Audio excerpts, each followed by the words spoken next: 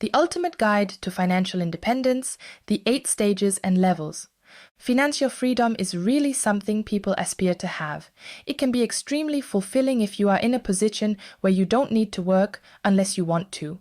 We all know of the challenges that come with being able to earn enough income to live comfortably and of being tied down to a job. But imagine never having to worry about money or even retiring before you're ready.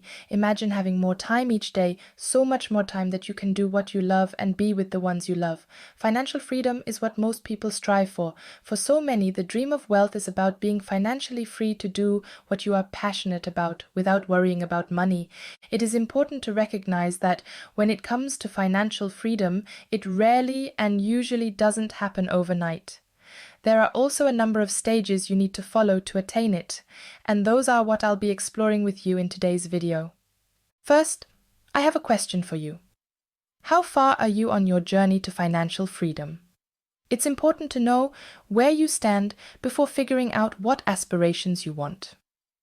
These are the stages I'll be talking about today. However, before I do that, please make sure you give this video a thumbs up and subscribe if you are new here. Now, without any more introduction, let's start with the first one, financial dependence. If you currently earn less than what you spend or you don't earn anything at all, then you can consider yourself in the dependent stage.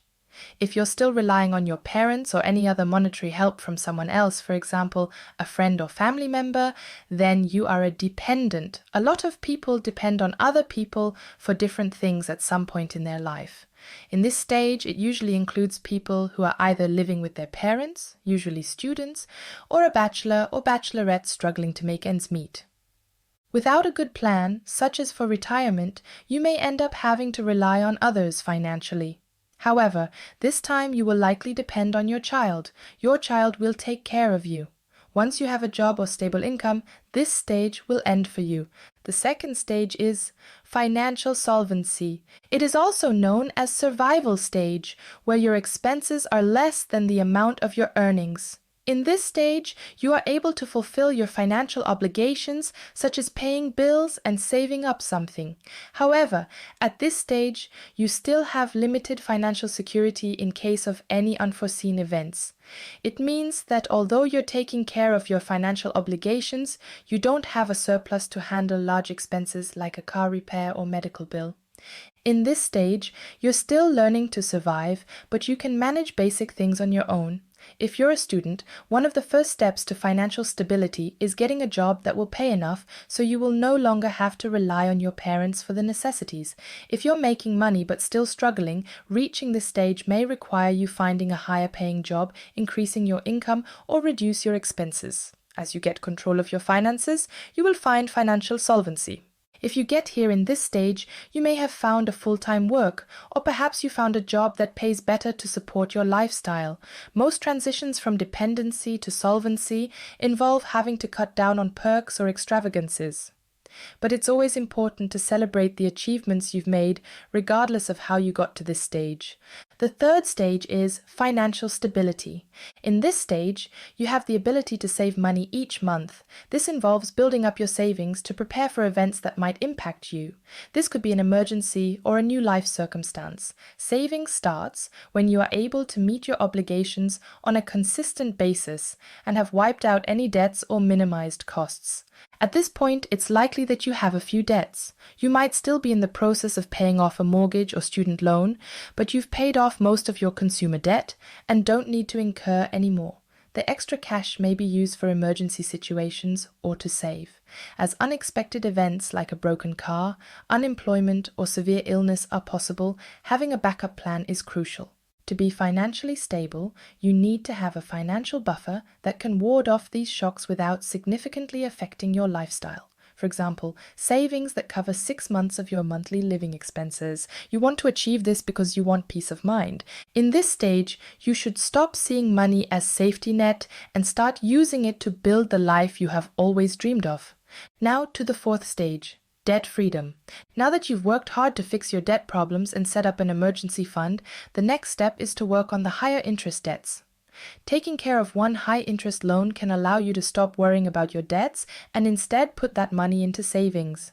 This means you're working on paying off investment debt, a student loan, or your car or house mortgage. If you get it right, this stage could provide you with the money and means you need to start thriving.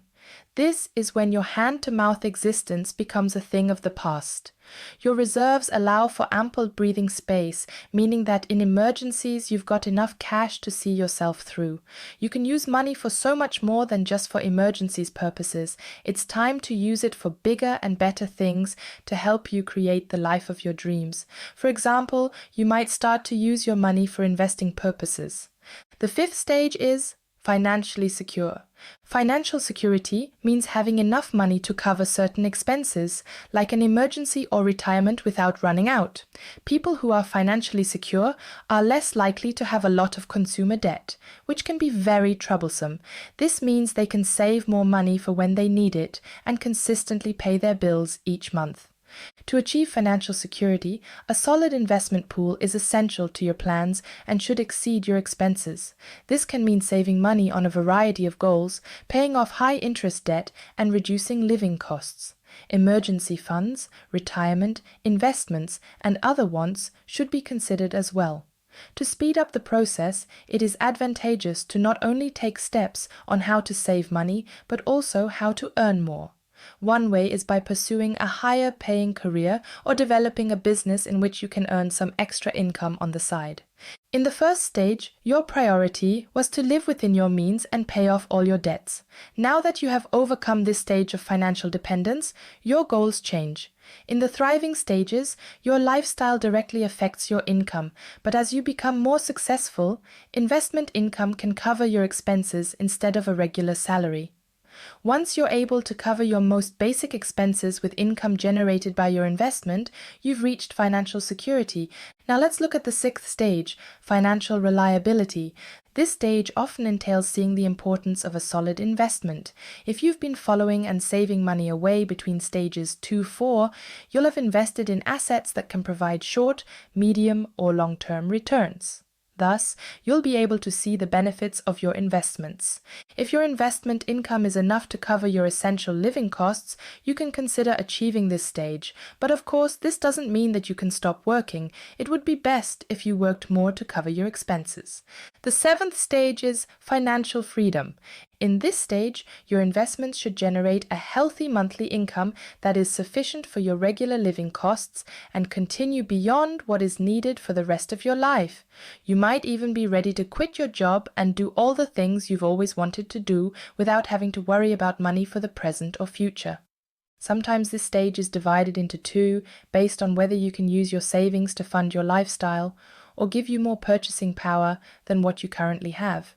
It's hard to say exactly how much money you need to live in order for your lifestyle to be considered financially independent because everyone lives a different lifestyle.